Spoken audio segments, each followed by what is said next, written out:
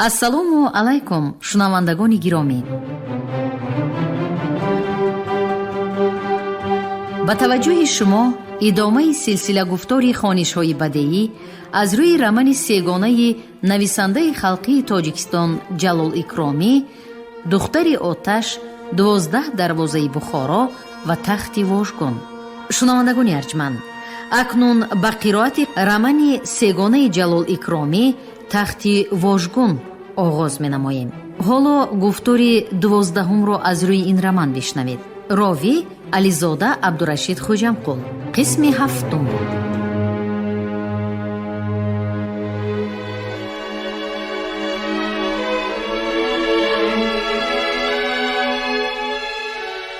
عصا این نوبتدار را هم نغز می دانست. وی از کارگرانی راه آهن بود. لیکن کی می داند؟ مبادا فروخته شده باشد. نباشد درستر فکر کنید. به نزد بندی یگان کس را ماندید یا نه؟ مثلا یگان تایی از مفتش هامی، رئیس آمدن می، ایوان آمد می، کی آمد؟ ایها، گفت نوبتدار با تبسمی تلخ. حبیبولین امشب نوبتداری می کرد. قریبی سحر آمده گفت که از بندی خبر گرفتن لازم. خودی در همان دم شما از دخترخانه تلفن کردید. بعد 3 ترکمن گریزه را آوردند. باز نمیدانم چه ها شد که بی خبر ماندیم. یک وقتی حبیبولین کلید را آورده به من داد و گفت که خاطر جمعی. این گپ تمام از خاطرم برآمده است. عجیب، گفت عصا. حبیبولین وی این آدم را درست نمی‌دانست. حبیبولین از وی پیشتر به کاری چیکه در آمده بود و مثل او مفتش بود. فقط یک بار از دهان رئیس شنید که حبیبولین را نسبت به محلی ها خیلی سختگیر و بیرحم گفته بود. نخواست که وی گویا که اعضای فرقه کمونیست شده ایستاده به کار انقلاب خیانت کند. به هر حال تفتیش کرده دیدن لازم است. حبیبولین حالا در کجا باشد؟ پرسید وی از نوبتدار. برای تفتیش شبانه به بازاری اسب رفت، گفت نوبتدار. عصا از جا برخاست. وی به خود قراری قطعی داد که جسورانه خودش این کار را تفتیش می کند. میلش، بعد رئیس او را جنگ کند، جزا دهد، هرچی شود شدن گیرد. لیکن حالا از فرصت استفاده برده کابینت حبیبولین را دیدن لازم. کلید کابینت وی در کجا؟ در خودش، گفت نوبتدار. لیکن ما هم کلید داریم. همان کلید را گیرید و با من بیایید. هر چیزی که می بینید و می شنوید به هیچ کس نمی گویید. بسیار خوب، گفت نوبتدار و از درون قطی استال کلید را گرفته با عصا به بالا به کابینت حبیبولین برآمد. در کابینت همه قطی های استال قلف بود. لیکن آنها 2 کسه کلید یافته آنها را گشادند. عصا تمام کاغذ و دیله ها را دید ولی یگان چیزی شبهه آور نیافت. فقط در یک دیله پرتکار سؤال و جوابهای حکیمچه طبیب را دیده حیران شد. خوانده دید چیزی معینی نبود. حکیم وعده می داد که موافق قانون حکومت شورایی رفتار می کند. حیران شده ایستاده بود که ناخواست تلفن زنگ زد. عصا گوشک آن را گرفته آوازش را خفض‌تر کرده به زبان روسی جواب داد. از آن طرف سیم کسی پرسید که رفیق حبیبولین کجاست؟ عصا گفت که حبیبولین گوش میکند و سلفه کرده ماند. آن شخص باز پرسید احوال چطور؟ کارها نغز می؟ عصا گفت که کارها نغز. بخاجان درست. شخصی که در آن طرف سیم بود یک باره با آوازی تغییر یافته پرسید بخاجان درست؟ چی؟ صحت شد می؟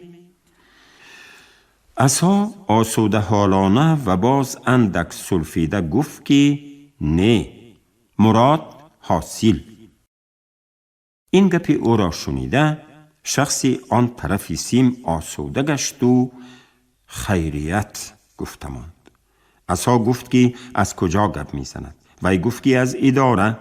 عصا با آوازی پستی گرفته گفت که خاطر جمع باشید، چکه وظیفه‌اش را به کمبودی اجرا می کند.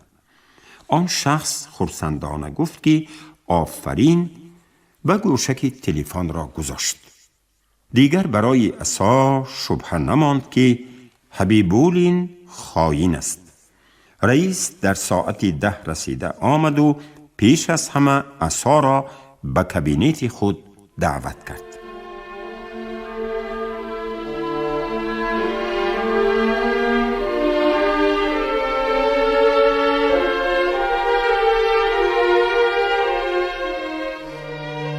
قسم 8.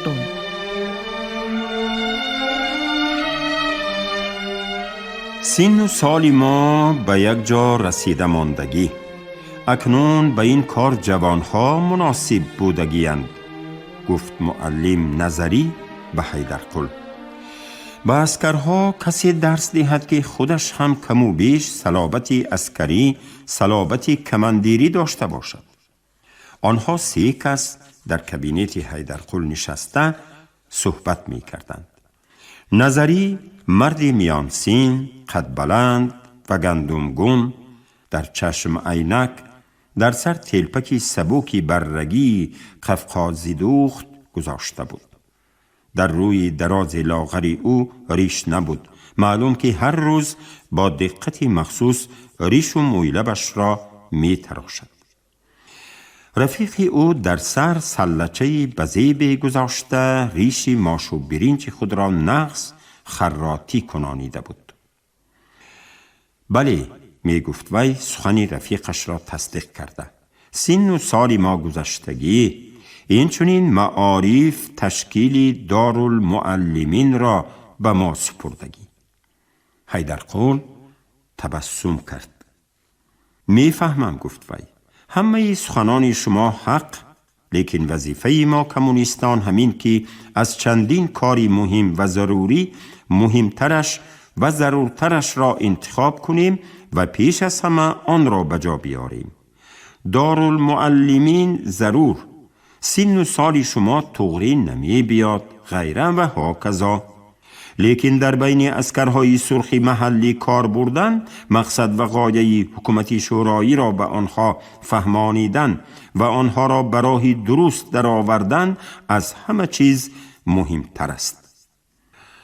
وضعیت ریسپوبلیکا به خودتان معلوم. بخارای شرقی را از آدمان امیر و باسمچیان تازه کردن شرط است. در اطراف بخارا دسته های باسمچیان به مردم امکانی کار کردن نمی دهند. بهار گذشته ایستاده است، اما دهقان به سری زمین رفته نمی تواند. بنابراین حکومت بخارا به یاری عسکران سرخ آمدگی دسته های عسکران سرخ محلی را تشکیل داد. لیکن این دسته ها را تربیه کردن، آموختن لازم. در این کار از شما مناسب ترش نیست. ما این را هر طرفه سنجیده برآمدیم. شما می توانید لباس عسکری نپوشید. هر روز نباشد هم هفته 3-4 روز 2 ساعتی مشغول می شوید. دیگر کارهایتان هم پیش رفتن می گیرد. با حیدرقل گپ کفایه نمی کند، گفت نظری. میلش می رویم، لیکن در ماه سپتامبر هر دوی ما را از این کار آزاد می کنید. خوب شده است، گفت حیدرقل و به آنها کاغذهای تیار کرده شده را داده و سخنش دوام کرد. التماس این که خودی همین روز به کار سر کنید. فرمانده عسکران به شما منتظر. معلم ها کاغذهایشان را گرفته با حیدرقل خیر و خوش کرده برآمدند. آنها معلم های زور و کمونیست بودند. وی باوری داشت که این هر دو کارهای تعلیم و تربیه و تشویق و ترغیبات را بین عسکران سرخ محلی نقض به راه میمانند و از تحت دل کار کرده مقصد و مرام فرقه و حکومت را به عسکر بچه ها میفهمانند. حیدرقل گزیته بخارا اخباری را که نو آورده بودند گرفت و لیکن هنوز یک صحیفه آن را ندیده به کابینت یک مرد سلک بود، موی لب آویزان و بینی دراز آمده درآمد. سلام علیکم، گفت وی دست دراز کرده. من شیخ رمضان هستم.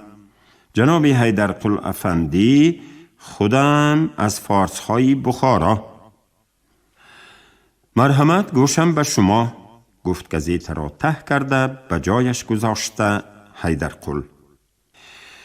از بس که من در اتفاق دهقانان کار می کنم، گویان به گپش دوام کرد شیخ رمضان. با خلق، با دهقانها سخت وابستگی دارم. از احوال آنها آگاه هستم، درد و غمشان را می دانم. بسیار نقص، هم بسیار نقص هم بسیار بد، گفت شیخ رمضان تأکید کرده. چون که احوال بدی دهقانها را دیده دلم خون می شود.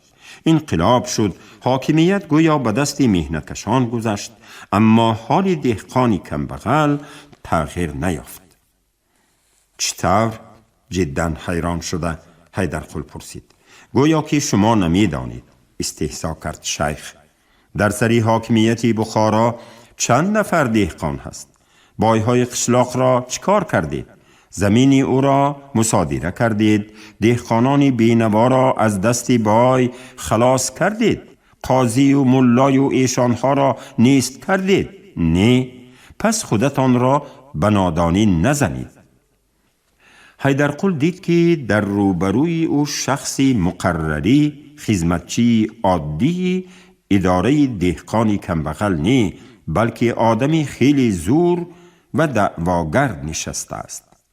این خیل برآمد کردنهای کمونیستانی چپ را و چندین بار شنیده بود و حتی اولها خودش هم تا یک درجه به آنها هم فکر شده بود. ولی وقتی که چندین بار با کوی بیشفوا خورده در این باره گپ زد و نقطه نظری فرقه را درست فهمیده خوب ملاحظه کرد، از راهش برگشت و دانست که از کاتب سابق کمیته مرکزی نجیب حسین افسر کرده همه این علیف ها و قلیج زاده ها برای خطا، برای عکس الانقلاب رفتند و همه این کمبغل پروری و انقلاب چی تراشی ها رویکی بوده است. انا حالا این شیخ هم کی می داند از طرف کدام گروه آمده است که به نماینده کمیته مرکزی دعوای خود را بیان کند. کدام گروه چپ و یا راست فرق ندارد. چپی و راستی آنها نیز رویکی است. خواه ناخواه آنها در اصل مقصد به یک جا جمع می شود. مرام و مقصدی هر دوی این گروه از میان بردن حاکمیت شورایی است. پس سخن این نماینده را تا به آخر شنیدن لازم. شما برادر، گفت حیدرقل با صدایی که آهنگ آسودگی و خاطر جمعی را داشت. آدمی به فهم و آگاه هستید. این از گفتارتان عیان گشت و معلوم که در دلتان دردی هست و برای گفتن آن به اینجا آمدید. بنابراین مرا سرزنش نکرده به مقصد نزدیک شوید. خوب، گفت شیخ موی لبش را اندکی برداشته مانده. من آدمی روز دیده، عمرم هم به یک جا رسیده. من نه از چیکه می ترسم و نه از جای دیگر. نهایت حبس می کنند، می پرانند با کینی. هر چی که می دانم و عقیده دارم گفتن می گیرم. این بسیار نقص. مرحمت گپ زنید. گپی من همین که اینقدر خونریزی، اینقدر خرابکاری و یک دنیای بتون را زیر و زبر کردن، انقلاب کردن چی در کار بود اگر از دستتان هیچ کار نمی آمده باشد؟ نه عسکر دارید، نه حکومت دارید، نه پول دارید. دندانتان درد کند به عروس مراجعت می کنید تشنه مانید، به عروس مراجعت می کنید. برای تراشیدنی کرنداش قلم تراش ندارید، به عروس مراجعت می کنید. هر چی که عروس گوید همان را بجا می آرید. نجیب حسینف و هیئت پیشتره فرقه چی بدی داشتند که عوض کردید؟ چی بدی داشتند؟ آنها از عهده کار نبرآمدند، نتوانستند به انقلاب بخارا راهبری کنند. آنها به طبع کوی بیشیف نفاریدند، گفته های او را اجرا نکردند. آنها انقلاب ملی کردنی شدند. انا برای همین با فرمان کمینترن آنها را بیکار کردید. فیض الله خواجه وی شما پسری میلیونر به مسکو رفته هستی و نیستی بخارا را فروخته آمد.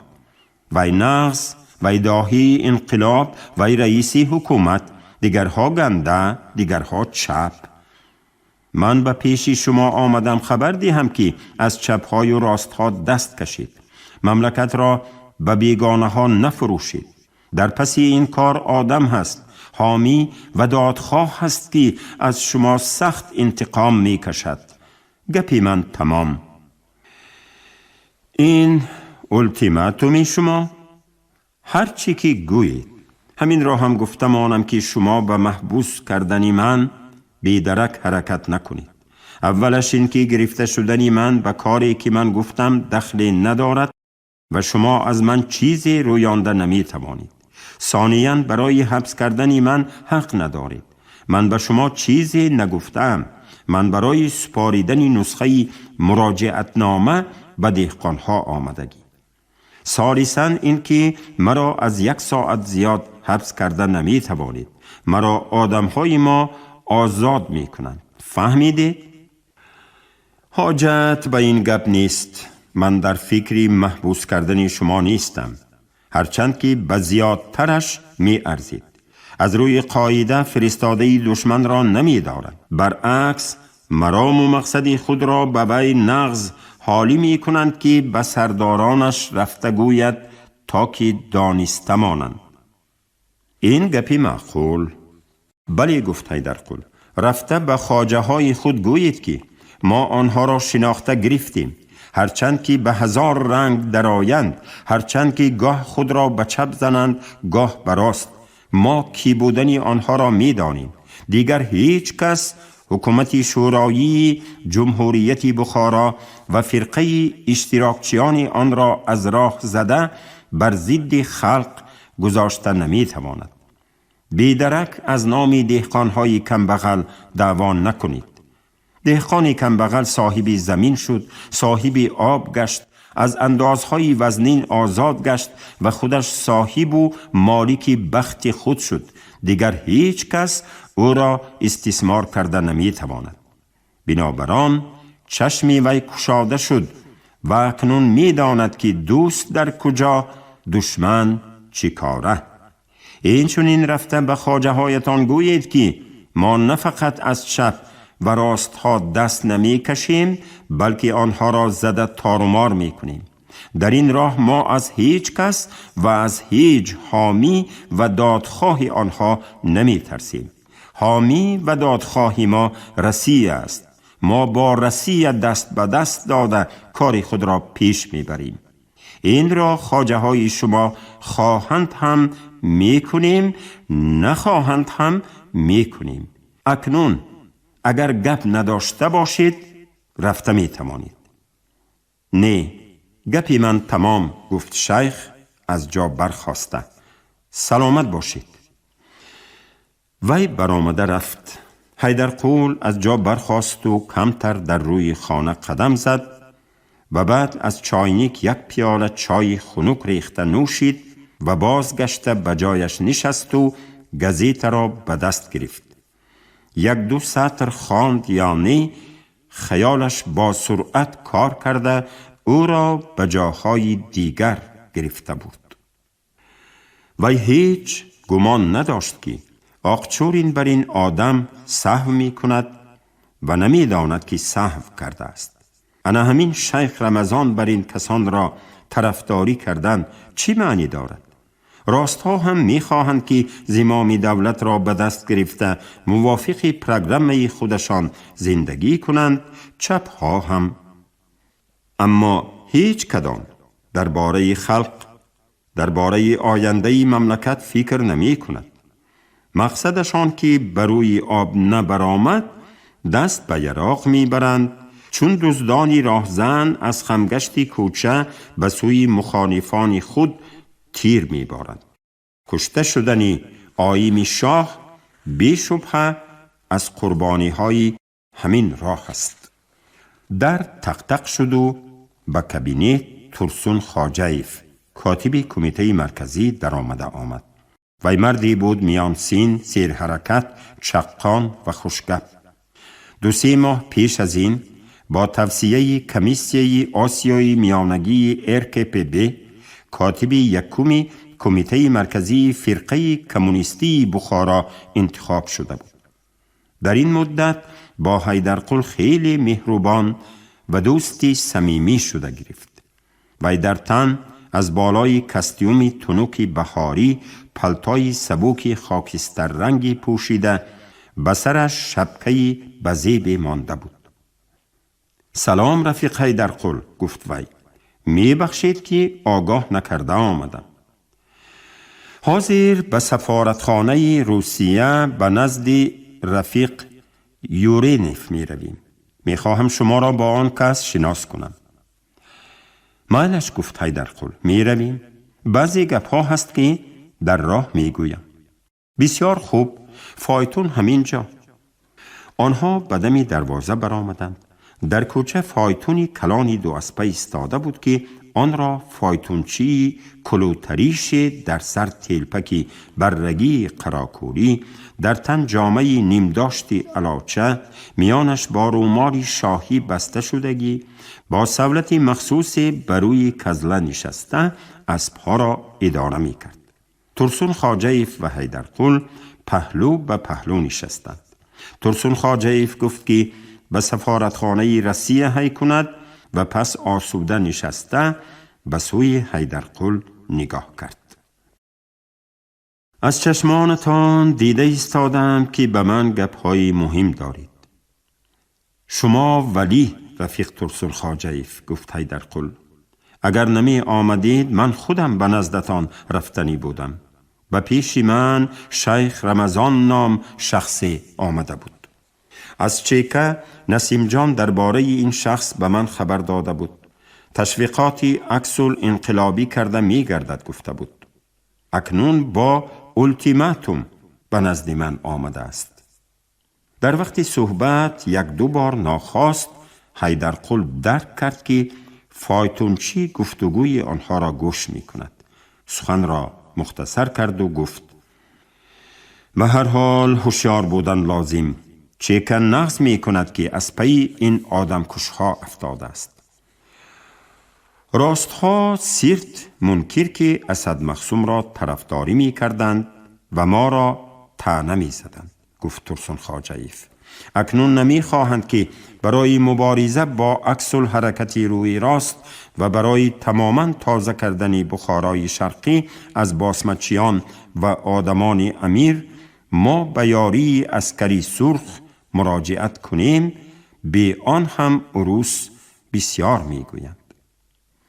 این چنین نمی خواهند که ما عسکرهای محلی و دسته های مخصوص نظارت داخلیه را به زیر فرماندهی عمومی عسکران سرخ درآوریم. این چپ‌های شما هم به راستها یاری می دهند. من باوری دارم که شیخ رمضان از طرف یک مرکز آمده است که آن هم به چپ‌ها هم به راستها نامعلوم راهبری می کند. خیریت همه این حالتها را رفیق لینین می داند و کمیته مرکزی رفیق یورینف را به فکر خود آشنا کرده است که حالا وی به ما بیان می کند.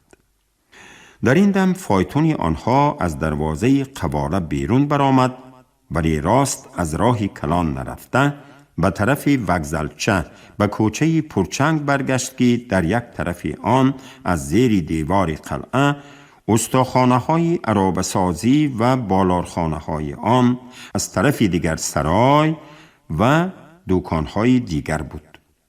به سؤالی ترسون خواجه فایتونچی گفت که راه کلان در این بین ویران شده است. نه ترسون خواجه و نه حیدر قول به این اهمیت ندادند. اما چی شده بود که دستان فایتونچی می لرزیدند و به زور لجامها را می داشتند. و نعره کرده اسبها را به راه پرچنگی قدقدی قلعه به سوی وکزلچه بخارا برگردانید و از طرف دیگر باز به راه کلان برآمد و پس از چند دقیقه در نزد در سفارتخانه فایتون را داشت. سفیر RSFCR یورینف مهمانها را با خرسندی پیشواز گرفته در مهمانخانه به سری ستاری پر از ناز و نعمت دعوت کرد. با آنها یک استکانی چای فامیلی تعارف کرد و خوش آمدید گفت.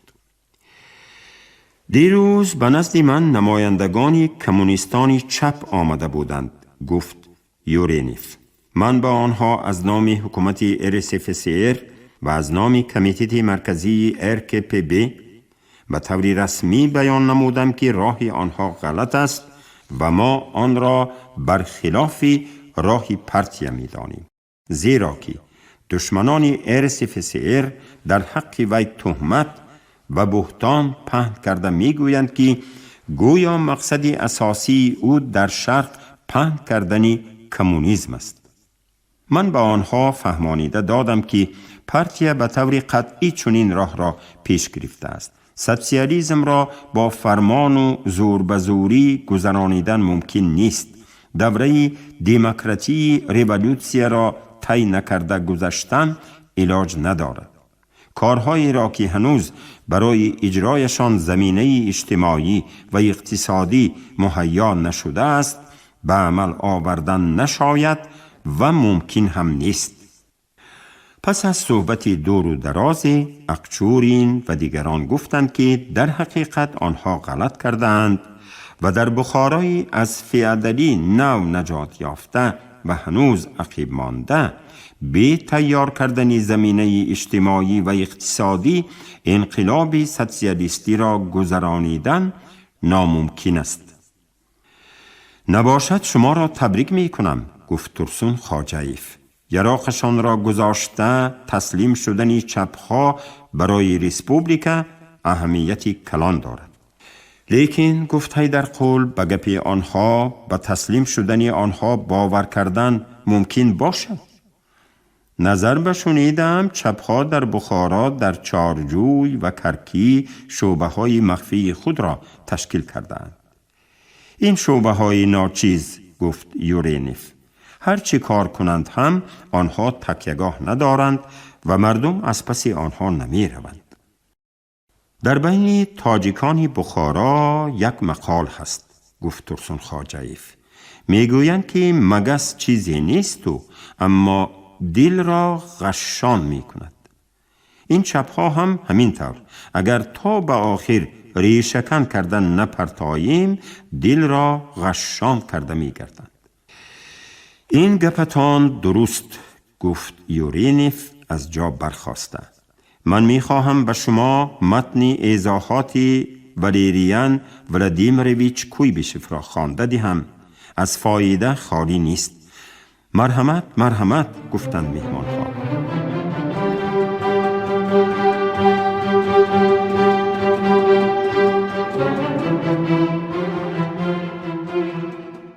шунавандагони азиз, шумо гуфтори 12-ро аз рӯи рамани тахти вожгуни нависандаи халқии Тоҷикистон Ҷалол Икромӣ дар қироати Ализода Абдурашид Хоҷамқул шунидед. Коргардон Шералӣ Навзалӣ, садобардор Карим Толибов. поёни гуфтор аз силсилаи хониши бадеӣ. шод бошед.